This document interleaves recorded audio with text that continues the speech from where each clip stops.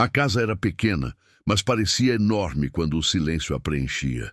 Cada parede guardava um eco antigo, o som de risadas que há muito não se ouviam, o ranger do assoalho onde pés descalços costumavam correr. Agora, só o relógio da parede marcava o tempo. Tic-tac, como se zombasse da espera interminável. O vento entrava pela janela semiaberta e fazia a cortina dançar, revelando o brilho pálido de uma tarde cansada. O sol se punha devagar, pintando o chão com tons dourados e tristes. Ela estava ali, sentada na mesma cadeira de madeira onde passava quase todas as tardes. O corpo parecia imóvel, mas os olhos... os olhos! Esses não paravam de vigiar a porta. Qualquer som lá fora era um sobressalto. O estalar de um galho, o bater de um portão, o latido distante de um cão, tudo era esperança e desilusão ao mesmo tempo. O nome dele, o nome do filho, ainda ecoava nos pensamentos dela como uma oração silenciosa. Desde que ele partira, a casa se transformara em um templo de lembranças. A cama dele continuava arrumada, as roupas guardadas no mesmo lugar, o prato favorito esperando na prateleira. Toda manhã, ela abria as janelas para deixar o sol entrar, como se quisesse que a luz o chamasse de volta. O tempo, entretanto, era cruel. A cada pôr do sol, o peso da ausência crescia um pouco mais. As estações mudavam, mas dentro da casa parecia sempre o mesmo inverno. Às vezes, ela falava sozinha, não por loucura, mas para manter viva a sensação de que havia alguém ali para escutar. "Você está comendo bem, meu filho?", murmurava, olhando para o vazio. "Faz frio aí onde está?" Essas perguntas, lançadas ao vento, voltavam apenas em forma de silêncio. No canto da sala havia uma vela. Ela a acendia todas as noites, antes de dormir. Não por devoção cega, mas como quem mantém uma pequena estrela acesa para orientar alguém que se perdeu no escuro. O brilho fraco da chama iluminava as fotografias emolduradas na parede, retratos de um tempo mais simples, quando a vida ainda era leve. Ali estava ele, ainda menino, sorrindo com os dentes de leite e o rosto sujo de terra. Ela passava os dedos sobre o vidro frio, sentindo o coração apertar com uma ternura que doía. As pessoas da vila haviam parado de visitá-la com tanta frequência. No começo todos perguntavam: "Já teve notícia dele?" Ou "Ele mandou carta?" Ela respondia com um sorriso breve, tentando esconder a dor. Depois, as perguntas cessaram, como se o silêncio fosse mais confortável que a verdade. Mas ela continuava esperando, como quem acredita que o amor tem força suficiente para desafiar a distância. Do lado de fora, o mundo seguia seu curso. Crianças brincavam na rua, vendedores gritavam na esquina, e o som de um rádio distante trazia melodias tristes. Mas dentro daquela casa, o tempo parecia suspenso. Cada detalhe carregava a memória dele. O copo trincado que ele usava, o cobertor poído que o aquecia nas noites frias, o livro que nunca terminou de ler. Tudo ali respirava a presença ausente de um filho. O relógio soou novamente. 6 badaladas. Era o momento em que ela costumava olhar pela janela e esperar vê-lo dobrar a esquina, como fazia antes. E embora soubesse que talvez nunca mais o visse, algo dentro dela se recusava a aceitar. Hoje ele vem, pensou. Hoje sim. A fé, quando se mistura à dor, torna-se uma chama teimosa que insiste em não se apagar. Ela levantou-se devagar e foi até a cozinha. Encheu a chaleira, acendeu o fogão e esperou a água ferver. O vapor subia e se misturava à penumbra dourada que entrava pela janela. Preparou 2 xícaras, como sempre fazia. Colocou uma diante da cadeira vazia, olhou para ela e suspirou. "Se você aparecer cansado, eu deixei o chá pronto." A voz dela soou suave, quase um sussurro. E naquele instante pareceu ouvir o estalar do portão lá fora. O coração disparou. Deixou a xícara cair, o líquido se espalhou pela mesa e ela correu até a porta. Mas era apenas o vento. O vento, sempre o vento, zombando de sua esperança. Encostou-se no batente, o olhar perdido no horizonte avermelhado. O céu do entardecer parecia uma pintura feita de lembranças. Um raio de luz atravessou a janela e tocou o retrato na parede. Ela sorriu, um sorriso leve, resignado. "Você está bem, meu filho?" murmurou. Depois voltou para dentro, ajeitou a cadeira e sentou-se de novo, o olhar fixo na porta. A mão apoiada sobre a carta que ainda não existia, mas que ela jurava que um dia chegaria. O relógio marcava 7h10. O vento cessou. A chama da vela tremulou, quase se apagando, mas resistiu. Do lado de fora, o mundo escurecia. Dentro da casa, o silêncio voltava a reinar. E em meio àquela quietude, a mulher fechou os olhos e sussurrou uma prece. "Se ele estiver perdido, que encontre o caminho. Se estiver cansado, que descanse. Mas se puder, meu Deus, que volte." A vela brilhou um pouco mais forte, como se tivesse entendido. E assim, no coração daquela noite que se aproximava, o silêncio da casa continuou sendo o guardião de um amor que o tempo ainda não tinha conseguido apagar. As manhãs na vila eram sempre iguais. O galo cantava, o leiteiro passava com o barulho metálico das garrafas, e as portas começavam a se abrir uma a uma, deixando o sol entrar nas cozinhas. Mas naquela casa, o amanhecer era apenas mais um lembrete do que ainda não havia acontecido. A mulher despertava com o mesmo pensamento todos os dias. Talvez hoje. Era um ritual.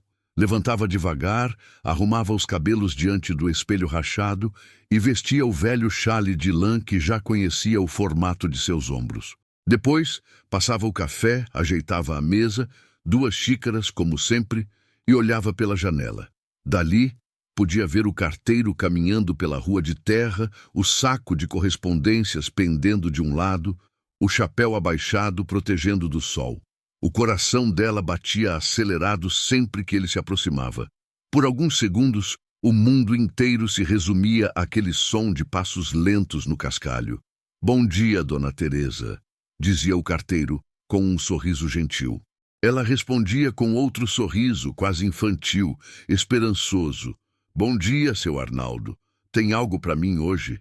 E a resposta, sempre a mesma, caía como uma pedra na água. "Infelizmente não, minha senhora. Talvez amanhã."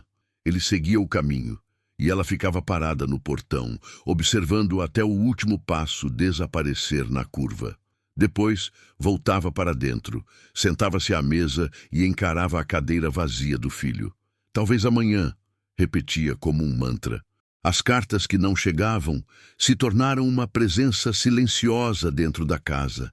O espaço que elas deveriam ocupar, sobre a mesa, nas mãos dela, no coração, era agora um vazio doído, pesado, que se estendia por todos os cômodos. Mesmo assim, ela continuava escrevendo. Sim, escrevia para ele, como se cada palavra pudesse atravessar a distância que os separava. No fim de cada semana, ela se sentava diante do caderno de capa azul, o mesmo onde ele havia aprendido a escrever o próprio nome. Molhava a ponta da caneta na tinta e começava: "Meu querido filho, espero que esta carta te encontre bem. Aqui as coisas seguem como sempre. A plantação sofreu com a seca, mas o vizinho me trouxe um pouco de milho. Tenho rezado todas as noites pedindo para que Deus te proteja. Escreva quando puder. Sua mãe sente sua falta todos os dias." Depois dobrava o papel com cuidado, colocava num envelope e escrevia o endereço que sabia de cor. Não havia certeza se ainda era o mesmo. Ele mudava de cidade procurando trabalho, e às vezes o endereço era mais esperança que realidade. Mesmo assim, ela selava e deixava sobre a mesa, como se, ao fazer isso, garantisse que o amor dela continuaria viajando pelo vento à procura dele. No domingo, ia até o correio da vila. O prédio era pequeno, com paredes descascadas e cheiro de papel envelhecido. O atendente já a conhecia, mas sempre a olhava com uma mistura de pena e respeito. "Mais uma carta, Dona Teresa?" "Mais uma." Ele carimbava o envelope e a observava enquanto ela o colocava na pilha de correspondências, como quem deposita uma parte do próprio coração. O caminho de volta era longo, o sol batia forte e o pó da estrada grudava no vestido. Mas ela seguia em silêncio, com uma serenidade estranha, como se aquele ato de escrever e enviar fosse o que a mantinha viva. As cartas que ela enviava eram a única forma de conversar com o filho, mesmo que nunca houvesse resposta. Era uma conversa de uma só voz, sustentada por fé e lembrança. À noite, ela voltava ao caderno e relia o que havia escrito nas semanas anteriores. Às vezes chorava baixinho, outras vezes sorria. Lembra daquele gato que você achou no celeiro? Ele ainda aparece aqui de vez em quando. Acho que procura você. Quando o vejo, é como se te visse de novo entrando pela porta, descalço, com aquele sorriso que iluminava tudo. As palavras eram simples, mas cada linha trazia um pedaço de tempo congelado, como se, ao escrever, ela conseguisse deter o envelhecimento do amor. Certa manhã, o carteiro veio com uma expressão diferente. O coração dela disparou. Tenho algo para o vizinho, Dona Teresa, mas para o seu nome, ainda não. Ela sorriu, disfarçando a decepção. Quando ele se foi, encostou a testa na porta e deixou que as lágrimas corressem. Lá fora, o vento levantava o pó da estrada, e ela pensou que talvez o filho estivesse sob o mesmo sol, em alguma cidade distante, talvez também esperando uma carta que nunca chegaria. O tempo começou a mudar. O outono trouxe o frio e as mãos dela tremiam ao escrever. Mesmo assim, não parava. Cada carta era um fio que a ligava ao filho, uma forma de mantê-lo vivo, mesmo na incerteza. O silêncio das respostas, com o passar dos meses, começou a se tornar um personagem dentro da casa. Um companheiro constante, invisível, mas presente. Às vezes ela falava com ele. Você acha que ele ainda pensa em mim? E o silêncio, fiel à sua natureza, nunca respondia. Mas havia algo que nem o tempo, nem a falta de notícias conseguiam apagar.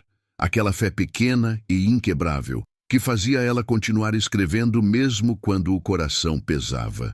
Porque para ela, cada carta enviada era uma promessa, de amor, de reencontro, de esperança. E mesmo sem saber, aquele punhado de envelopes guardava o fio invisível que a sustentava e que, em breve, mudaria tudo. Na mesa, sob a luz fraca da lamparina, havia um envelope novo. Ela escreveu o nome dele mais uma vez, com a caligrafia trêmula, mas firme. E antes de selar, murmurou baixinho. Se você ainda estiver por aí, meu filho, encontre o caminho de volta. Dobrou o papel, colou o selo e deixou a carta sobre a mesa ao lado da vela. Lá fora, o vento soprou pela janela e fez a chama dançar, como se, por um instante, o próprio destino tivesse ouvido seu pedido. O sol daquela manhã parecia o mesmo de sempre, quente, impiedoso, derramando luz sobre as telhas avermelhadas da vila. Mas havia algo diferente no ar, uma quietude quase solene, como se o tempo tivesse prendido a respiração. Dona Teresa acordou antes do primeiro canto do galo. Tinha sonhado novamente com o filho. No sonho, ele estava à porta, sorrindo, com uma mochila nas costas e os olhos cheios de vida. Ela acordou com o coração batendo rápido, como quem desperta de um milagre. O ritual de sempre começou. Acender o fogo, ferver o café, abrir a janela e deixar o sol entrar. Cada gesto era uma oração silenciosa. Depois, ela se sentou à mesa e olhou para o portão. O relógio marcava 7h20. Ainda faltava um tempo para o carteiro passar, mas o coração dela já esperava. O carteiro, o seu Arnaldo, era mais que um mensageiro. Era o fio de esperança que ainda ligava aquela casa ao mundo. E naquele dia, pela primeira vez em meses, ela teve certeza de que ele traria algo. O som dos passos veio distante, misturado ao farfalhar das folhas secas. Toque, toque, toque. Ela se levantou depressa, ajeitou o lenço na cabeça e saiu até o portão. Lá estava ele, o velho Arnaldo, caminhando mais devagar do que o habitual, o saco de correspondências pendendo pesado no ombro. Quando a viu, esboçou um sorriso, mas um sorriso estranho, hesitante. Bom dia, Dona Teresa. Bom dia, seu Arnaldo. Tem algo para mim hoje? Perguntou com a voz entrecortada. O carteiro respirou fundo. O vento passou, levantando poeira entre eles. Por um instante, ele ficou em silêncio. Depois, abaixou a cabeça e tirou um envelope do bolso da camisa. Era simples, amarelado, o selo colado de forma torta, mas o nome estava lá, Teresa Alves da Costa, escrito com letras que ela reconheceria até de olhos fechados. As mãos dela começaram a tremer. É dele? Perguntou quase sem voz. Arnaldo assentiu devagar. Sim, minha senhora. Chegou ontem à tarde. Ela segurou o envelope contra o peito, como quem protege algo sagrado. Os olhos se encheram de lágrimas. Por um instante, o tempo pareceu parar. Tudo o que existia era aquele pedaço de papel e o nome do filho. Ele está bem? Perguntou, como se o carteiro pudesse saber. Arnaldo apenas suspirou. A senhora vai ver. E então aconteceu algo que ninguém na vila esqueceu. O velho carteiro parou. Não apenas os passos. Ele parou tudo. Ficou ali, imóvel, olhando aquela mulher abraçar a carta como se fosse o próprio filho. A vida toda entregando mensagens, contas, notícias, mas nunca tinha sentido o peso de uma carta como aquela. O dever o mandava seguir viagem, entregar o resto das correspondências, mas o coração o fez ficar. A senhora quer que eu leia para você? Perguntou com a voz suave. Ela balançou a cabeça.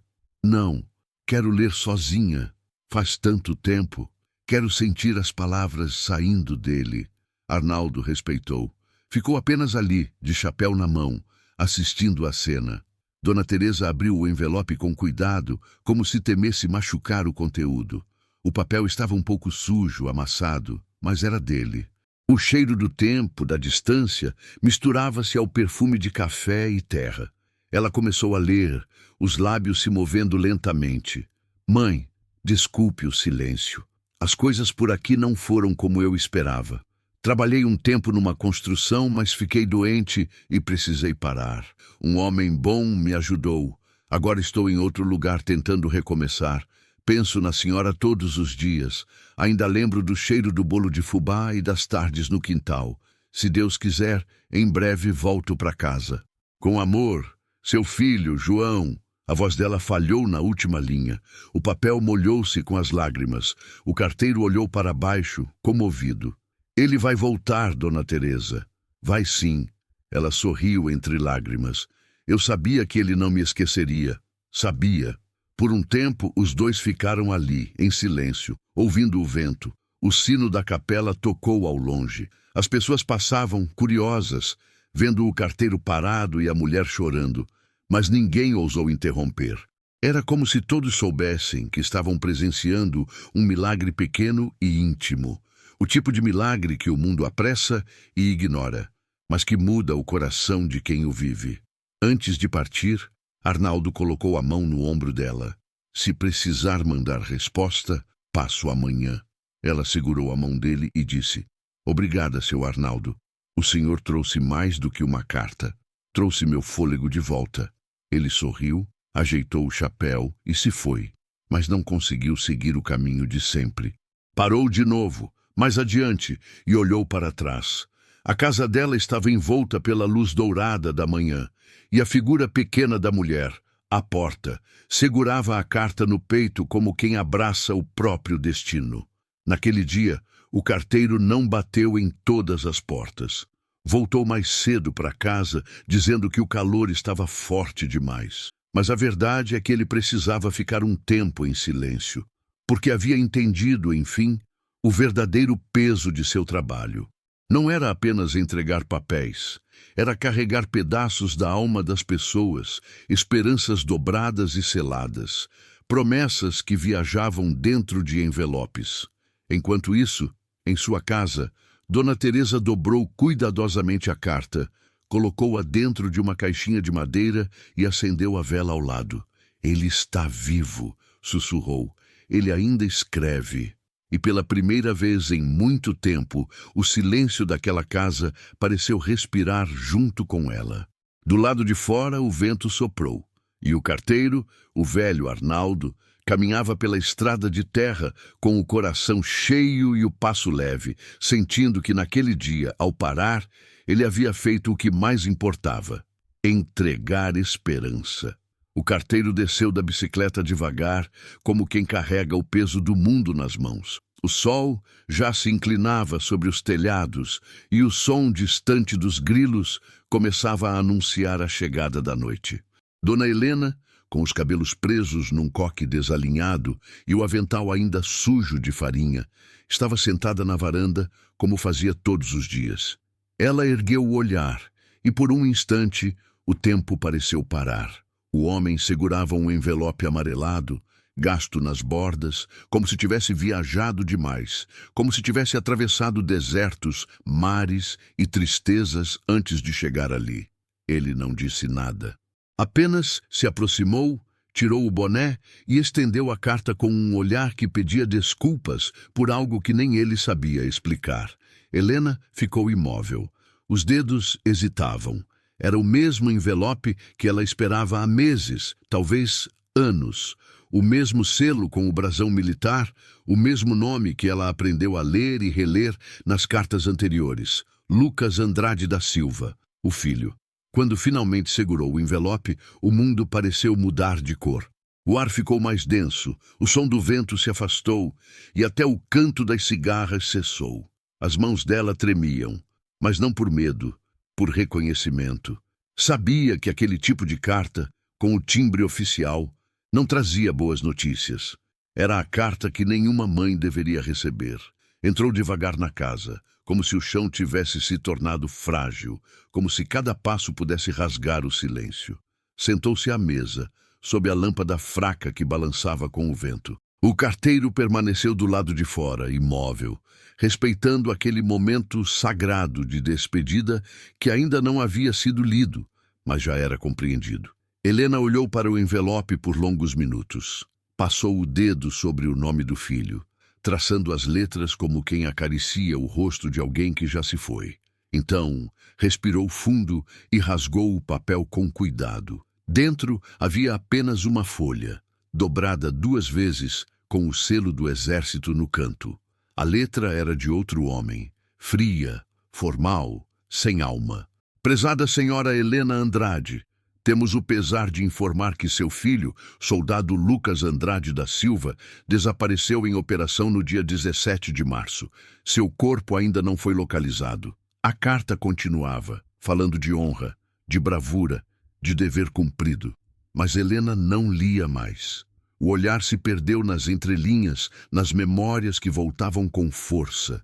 O menino correndo pelo quintal, o cheiro do café de manhã, o som da risada dele enchendo a casa. Então algo caiu do envelope. Um pequeno papel dobrado, escondido atrás da carta oficial. O coração dela disparou. Reconheceu a letra de Lucas. Era dele. A mão trêmula abriu o bilhete e as lágrimas começaram a escorrer antes mesmo de ler. Mãe, se esta carta chegar a você, é porque algo deu errado. Mas quero que saiba que não há dor onde estou indo. Eu carrego a sua voz comigo, o cheiro do bolo de fubá, o som das suas orações. Se eu não voltar, não chore por mim. Prometa que vai continuar acendendo a vela na janela. Eu vou seguir a luz. A carta caiu das mãos dela e pousou sobre a mesa, silenciosa, mas viva, como se as palavras ainda respirassem. Helena levou as mãos ao rosto e chorou como nunca tinha chorado. Chorou por todas as cartas que não chegaram, por todas as promessas que ficaram pelo caminho, por todos os abraços que nunca mais viriam.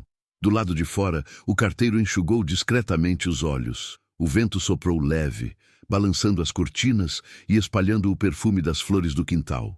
A casa, que antes parecia vazia, agora estava cheia de memórias, de presença, de algo invisível, mas real. Helena levantou-se com esforço, caminhou até o quarto do filho e colocou o bilhete sobre o travesseiro. Acendeu uma vela, como ele havia pedido. A chama tremulava, refletindo nas paredes as sombras de mãe e filho unidas outra vez. Uma pela carne, outra pela lembrança. Naquela noite, o tempo parou. E embora o mundo continuasse dentro daquela casa simples, o amor havia encontrado uma forma de permanecer entre o som do vento e o brilho suave da vela, entre a dor da perda e a eternidade de uma promessa cumprida. A carta, agora guardada em uma pequena caixa de madeira, se tornaria o coração daquela casa. Um testemunho de que o amor de uma mãe nunca se apaga, mesmo quando o filho se transforma em silêncio. A vela ainda queimava no quarto quando o sol começou a nascer. As paredes refletiam o tom alaranjado do amanhecer e o silêncio, aquele tipo de silêncio pesado que só existe depois do choro, tomava conta de tudo.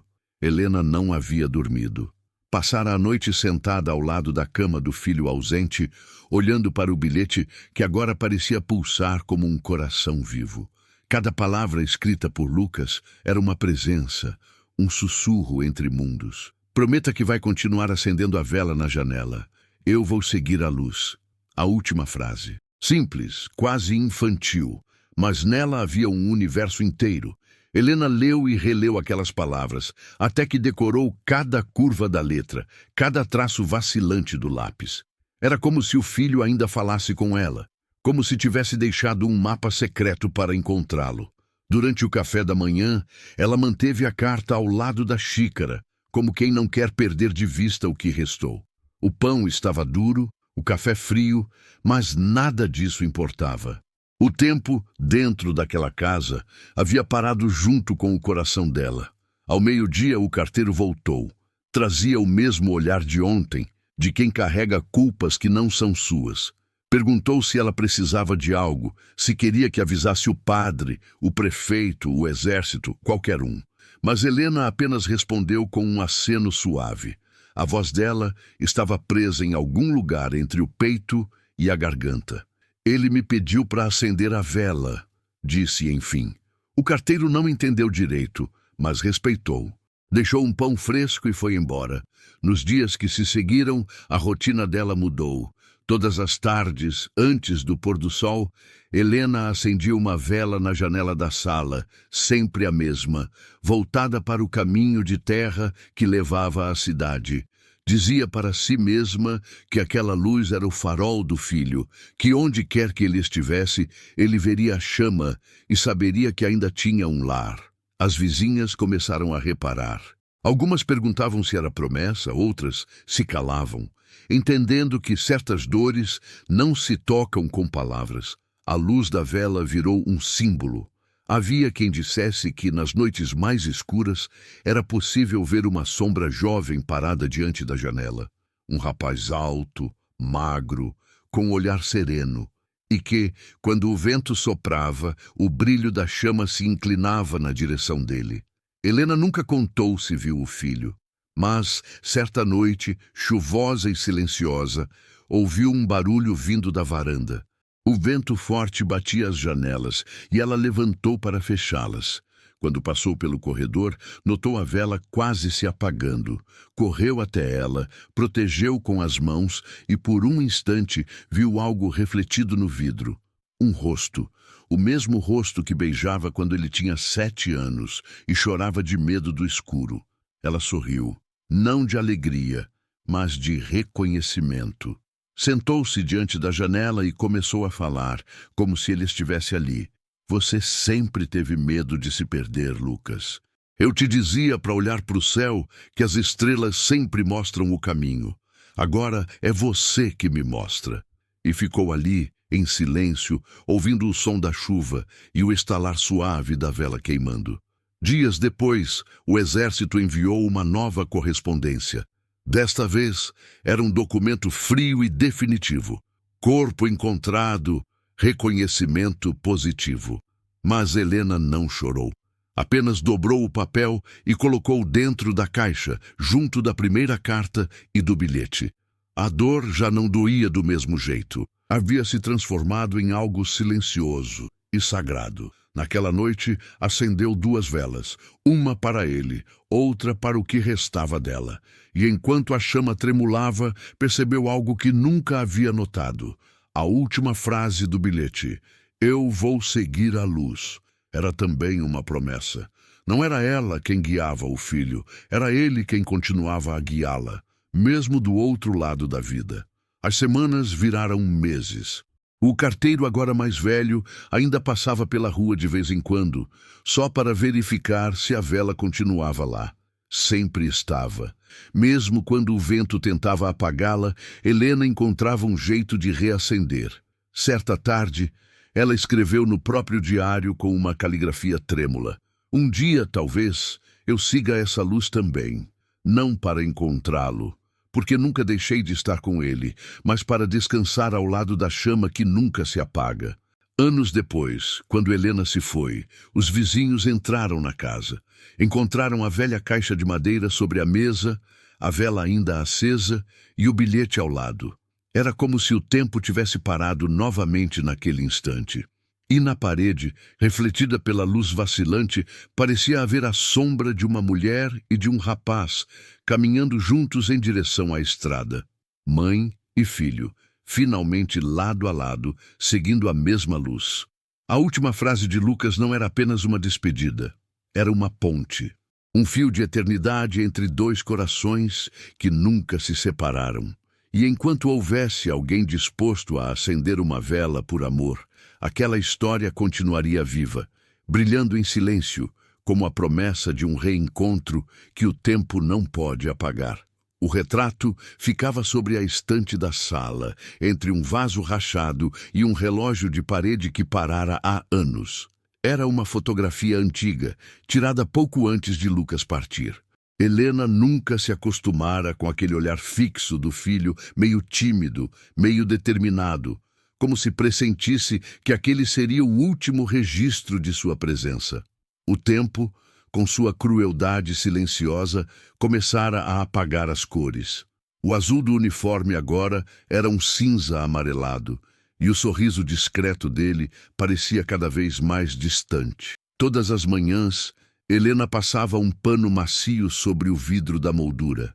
Era um gesto quase religioso, como quem limpa um altar. Tocava o rosto do menino com os dedos enrugados e dizia baixinho: "Hoje o sol nasceu bonito, meu filho." E por um instante era como se o retrato respondesse, como se o olhar dele brilhasse sob a luz suave da manhã. Naquela casa, tudo girava em torno da memória. As cortinas já não abriam mais, o rádio permanecia em silêncio e o relógio servia apenas como enfeite. O retrato era o único que ainda falava. Cada vez que Helena o observava, lembrava-se de pequenos detalhes que o tempo insistia em apagar. O cheiro do sabão nas mãos dele, o som dos passos apressados no corredor, o jeito que ele dizia "Já volto, mãe", com uma confiança que agora doía. Certa tarde, uma vizinha mais nova chamada Irene apareceu para levar pão fresco e companhia. Tinha bom coração, mas a curiosidade era maior que a delicadeza. "Helena, por que não guarda esse retrato? Deve te fazer mal olhar para ele todos os dias." Helena sorriu com ternura e respondeu: "Minha filha, o que me faria mal seria esquecê-lo. O retrato me lembra que ele existiu e enquanto eu lembrar, ele continua vivo aqui." Apontou para o peito. Depois que Irene foi embora, Helena ficou longos minutos parada diante da estante. O sol entrava pela janela e atingia o vidro da moldura, projetando na parede uma mancha dourada. A imagem refletida parecia dançar com o movimento da luz. Nesse instante, ela teve a impressão de que o retrato respirava, que o filho, de alguma forma, ainda estava ali, entre os grãos de poeira e os feixes de sol. Nos dias seguintes, começou a falar com o retrato como se conversasse com um velho amigo. Contava-lhe as pequenas novidades, o preço do feijão, o barulho da chuva, a visita do padre. Às vezes, ria sozinha, lembrando de travessuras da infância. Outras vezes, as lágrimas escorriam sem aviso. "Sabe, Lucas, o carteiro ainda passa por aqui. Acho que ele também sente sua falta. Disse que o vento anda diferente desde que você partiu. Mas houve uma noite em especial que marcou tudo. O vento soprava forte e o barulho da janela batendo despertou Helena. Ela levantou para fechá-la, mas ao passar pela sala viu o retrato caído no chão. O vidro havia se partido e um estilhaço refletia o rosto dela misturado ao do filho. Ficou parada, paralisada diante daquela fusão de imagens.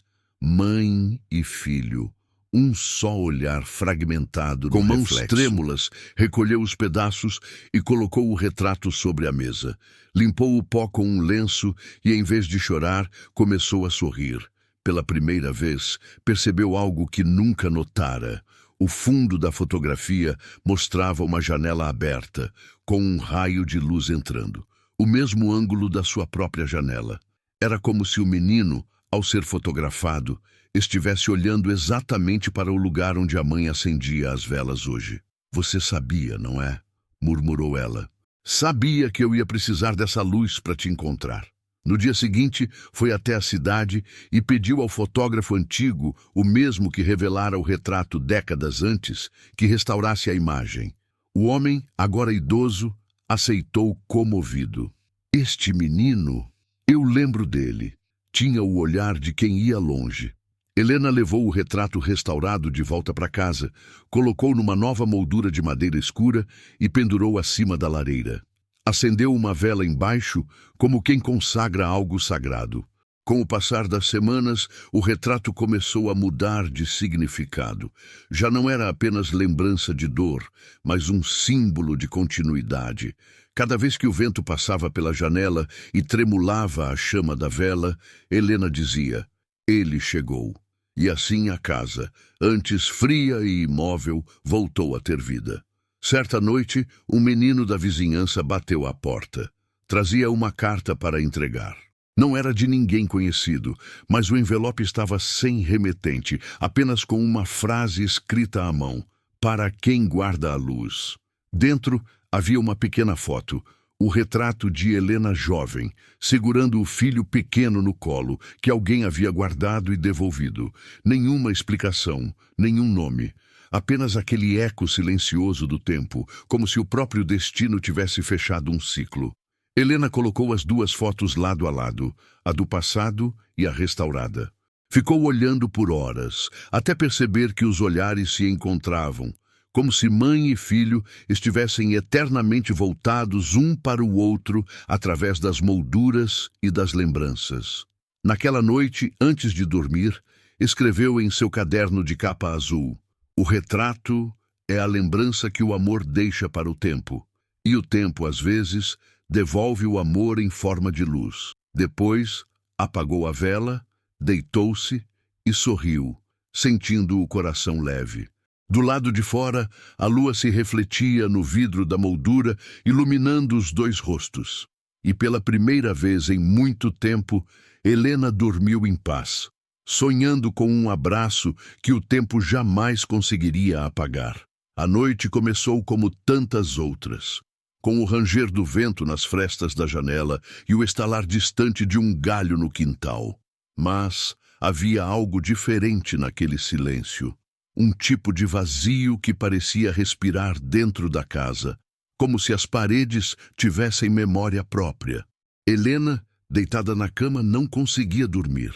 O relógio marcava 2 da manhã e o tic-tac parecia zombar dela, lembrando que o tempo continuava correndo, mesmo quando o coração parava no passado. Levantou-se devagar. O chão gelado tocou seus pés. E o corpo, agora frágil, tremia sob o peso dos anos. Acendeu uma vela, o mesmo ritual de todas as madrugadas, e caminhou até a sala.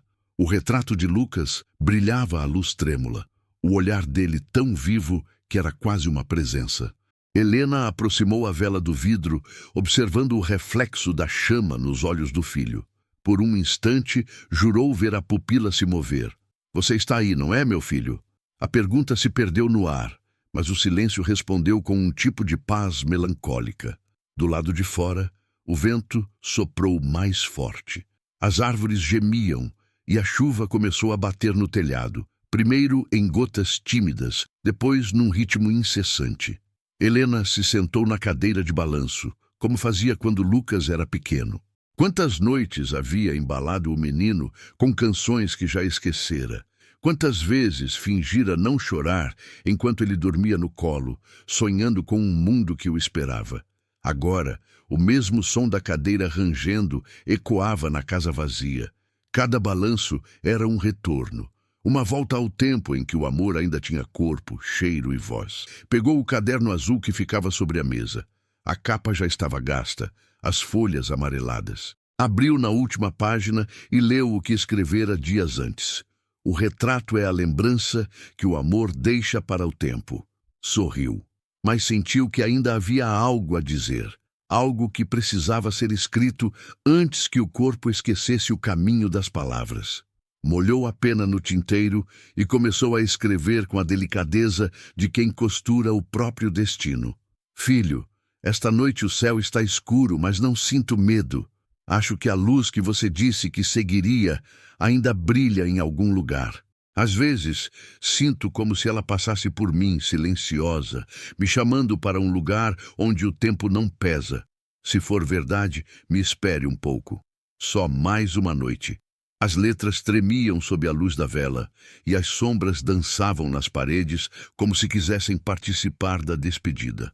Quando terminou de escrever, Helena apoiou a cabeça no encosto da cadeira e fechou os olhos. Mas o sono não veio. Veio o que parecia um sonho, ou talvez uma lembrança. A casa se iluminou por dentro. Uma luz suave, dourada, que não vinha da vela. Dela emergia uma figura tênue, quase feita de ar, mas com contornos familiares. Era ele, Lucas. Não como no retrato, mas como ela se lembrava dele quando criança. Descalço, sorridente, os olhos cheios de vida.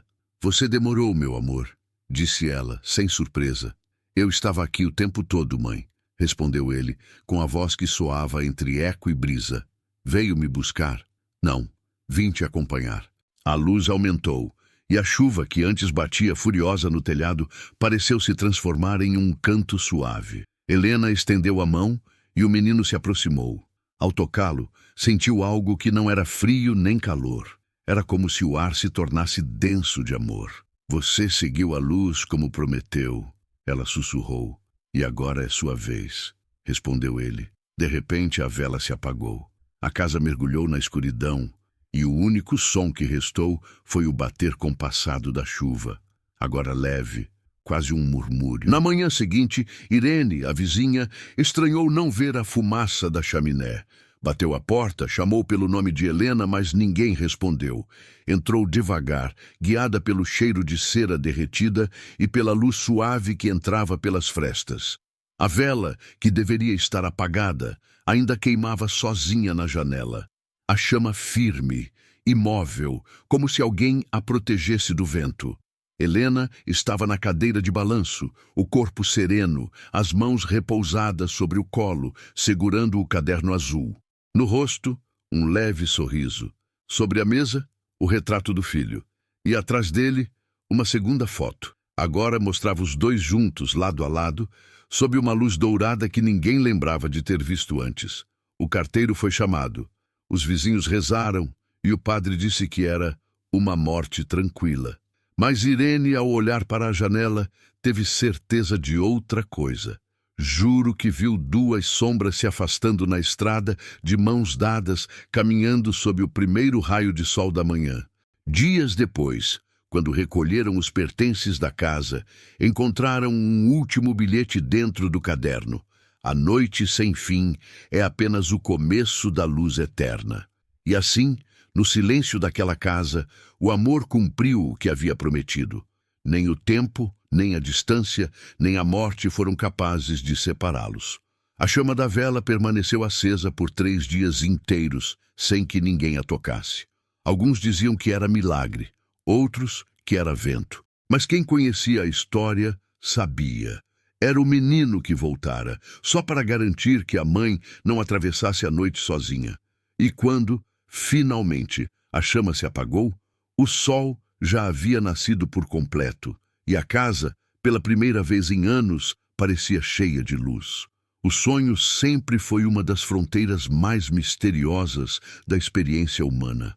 É nele que o inconsciente se revela, onde o tempo se dobra e a alma encontra suas próprias metáforas. Desde as tradições xamânicas mais antigas até a psicanálise moderna, o sonho é visto como um portal, um ponto de contato entre mundos. Os povos antigos o consideravam uma forma de revelação divina, uma linguagem simbólica através da qual o espírito humano podia receber mensagens do além. Na Cabala, por exemplo, o sonho é uma expressão do mundo de Yetzirah, o plano da formação, onde as ideias tomam forma antes de se manifestarem na realidade. Os cabalistas diziam que, durante o sono, a alma se desprende parcialmente do corpo e ascende aos planos sutis, trazendo de volta fragmentos de sabedoria, imagens codificadas e símbolos que refletem o estado espiritual do sonhador. Assim, o sonho não é um mero fenômeno neurológico, mas uma espécie de viagem da alma, um ensaio da libertação espiritual. Os egípcios antigos tinham uma visão semelhante.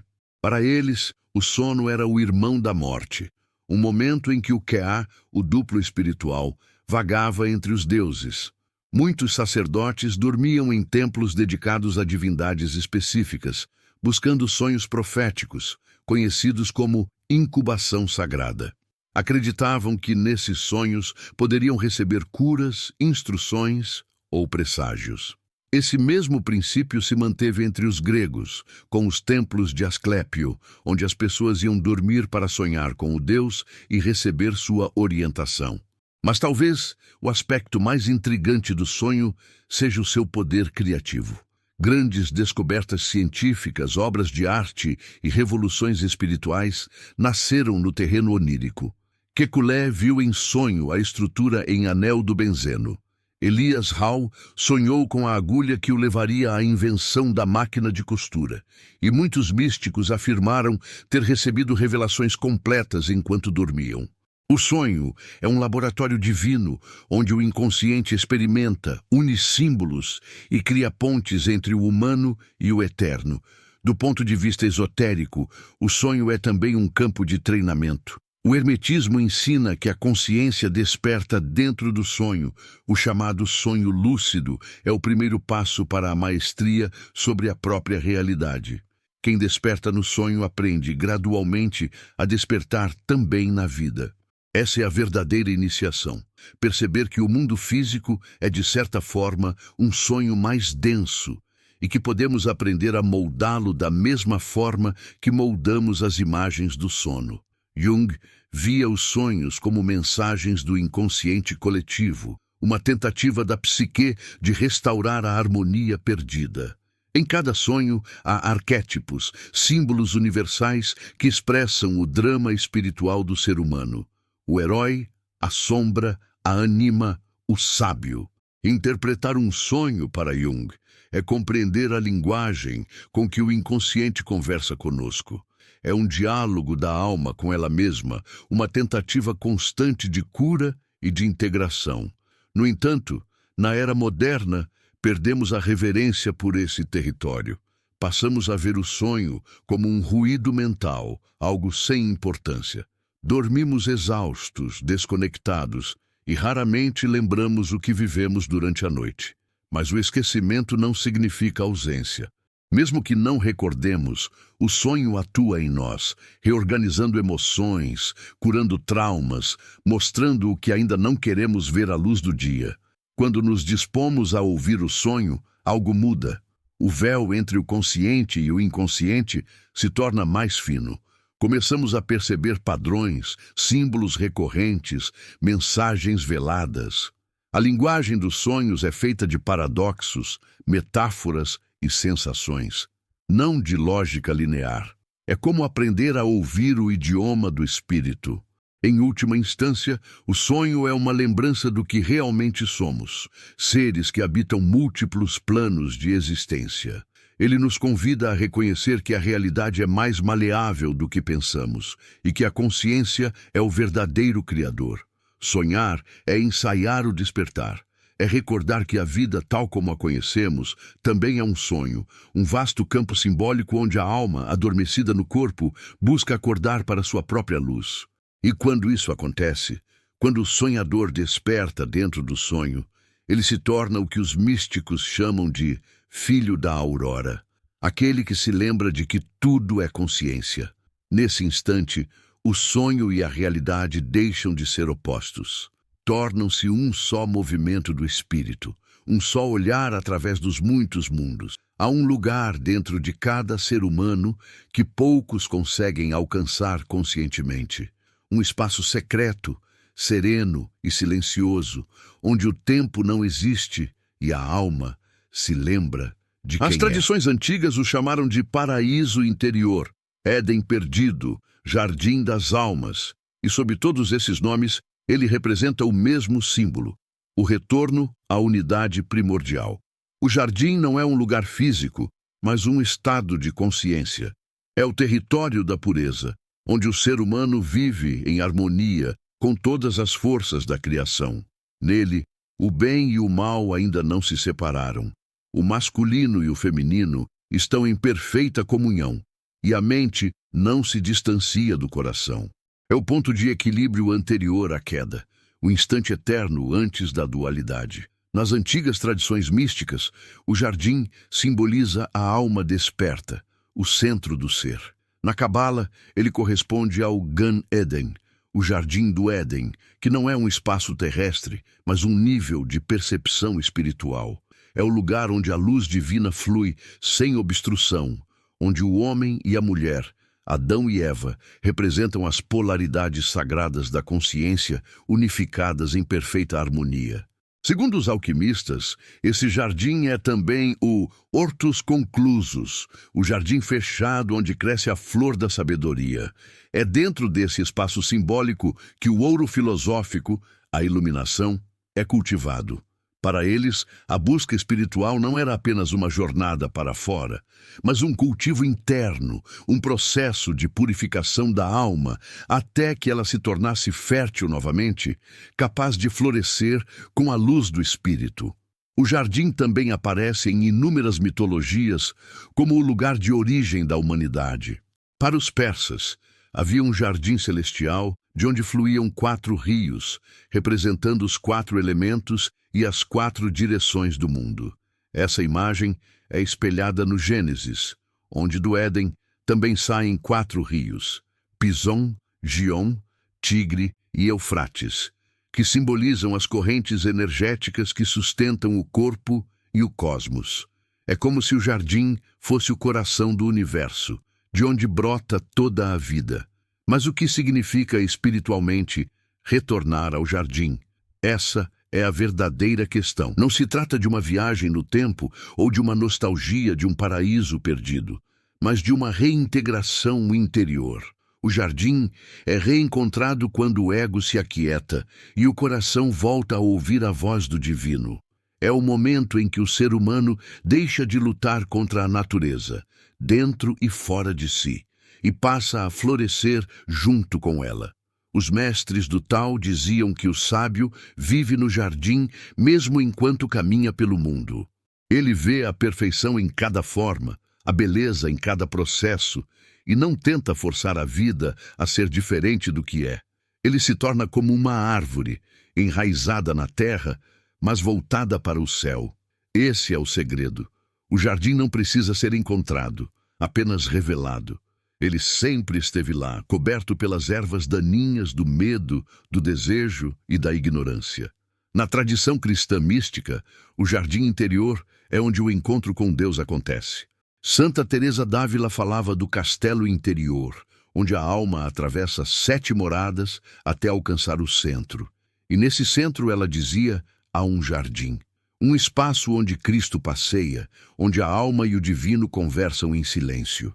Nesse ponto, o buscador descobre que o Éden nunca foi perdido, foi apenas esquecido.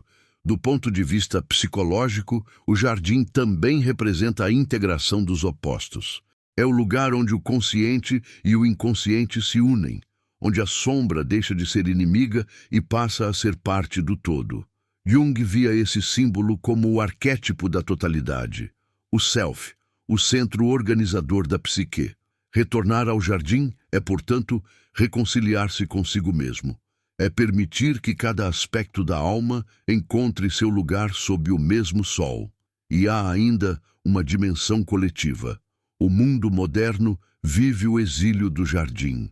Ao romper sua conexão com a natureza e com o sagrado, a humanidade construiu desertos externos e internos. Corremos atrás de progresso e consumo, mas esquecemos o silêncio das flores e o ritmo da chuva. No fundo, todo o sofrimento humano é uma saudade do jardim, uma lembrança inconsciente de que já fomos inteiros e que ainda podemos ser. Redescobrir o jardim é um ato de coragem. Exige descer às raízes da própria alma, arrancar as ervas do orgulho e da culpa e permitir que o amor volte a brotar.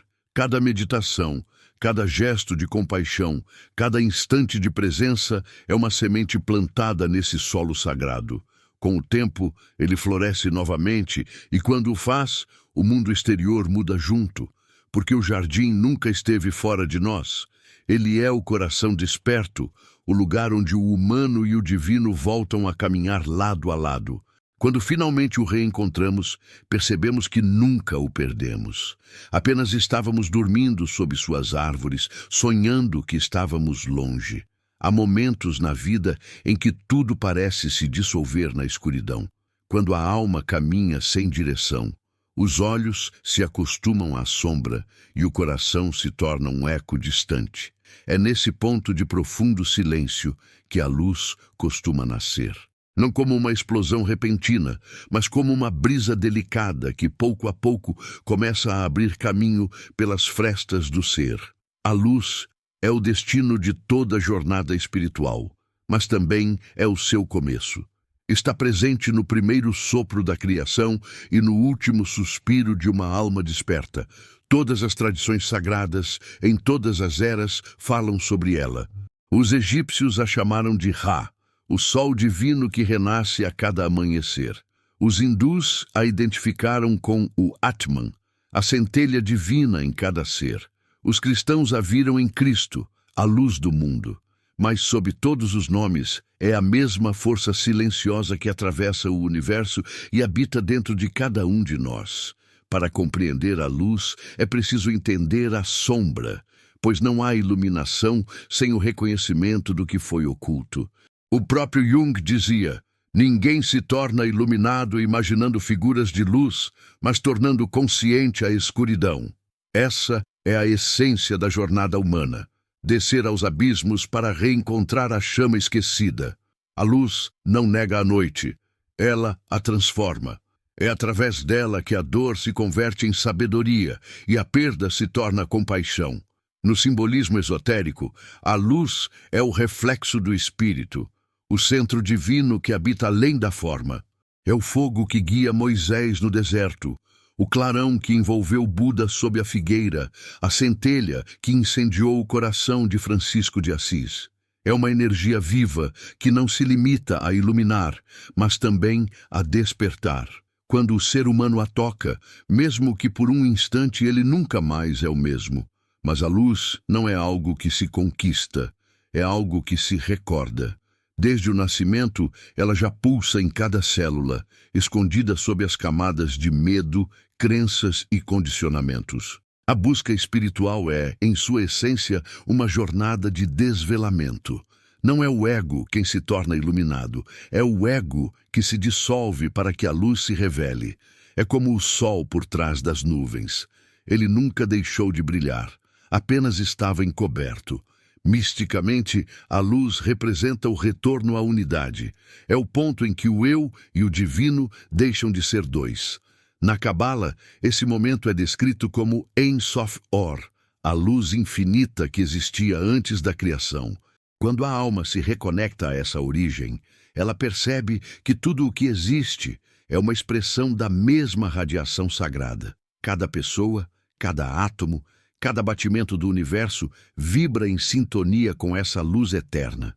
Os gnósticos diziam que dentro de nós há uma partícula luminosa, uma centelha divina aprisionada na matéria. A missão do ser humano seria libertá-la, despertando a consciência através do autoconhecimento. Esse despertar não é um milagre repentino, mas um processo contínuo de purificação. A luz cresce na medida em que o coração se abre, e o coração se abre na medida em que o ser humano se entrega. Aqueles que alcançaram esse estado descrevem-no como um silêncio absoluto. Não há mais medo, nem desejo, nem separação. É uma presença tão vasta que preenche tudo e, ao mesmo tempo, é leve como o ar. É o instante em que a alma compreende que a eternidade não está depois da morte, mas aqui, no agora. Quando essa percepção se acende, o mundo inteiro muda de cor. O comum se torna sagrado e o trivial, luminoso. Na simbologia cristã, a luz é também o retorno do Filho ao Pai. O Cristo interno, a consciência divina adormecida em cada ser humano, atravessa o sofrimento, a cruz, a morte simbólica e então renasce em glória. Esse renascimento não é apenas religioso, mas universal. Toda vez que um coração perdoa, uma parte do mundo é iluminada. Cada ato de amor, cada gesto de compaixão, é uma centelha da luz original voltando a brilhar. Em termos psicológicos, essa iluminação pode ser vista como um momento em que o ser humano se reconcilia consigo mesmo, quando ele deixa de fugir da dor e passa a olhá-la como uma professora, quando a culpa é substituída pela compreensão e o medo pela entrega. A luz, então, deixa de ser uma metáfora e passa a ser uma experiência, um estado de consciência expandido em que o indivíduo sente-se parte de algo infinitamente maior. E talvez o maior mistério da luz seja este: ela não elimina a escuridão, ela a integra. O verdadeiro iluminado não é aquele que vive fora do mundo, mas aquele que vive dentro dele com os olhos abertos. Ele enxerga a sombra sem se perder nela e ilumina o que toca simplesmente por existir. No fim, a jornada humana é a história dessa luz tentando se lembrar de si mesma. É o fogo sagrado do espírito escondido na argila do corpo, ansiando por brilhar outra vez. E quando finalmente o faz, não há mais fronteiras, nem distâncias, nem separações. Há apenas o brilho silencioso de uma consciência desperta, irradiando para todos os cantos do ser. Essa é a promessa e o destino de toda a alma. Voltar a ser luz. Não uma luz que cega, mas uma que revela. A mesma que guiou os antigos profetas, os místicos, os poetas e os amantes da verdade. A mesma que agora, mesmo que em silêncio, brilha dentro de você, esperando apenas que você se lembre de olhar para dentro, porque no fim de todas as buscas, o caminho, o destino e a própria luz sempre foram o mesmo.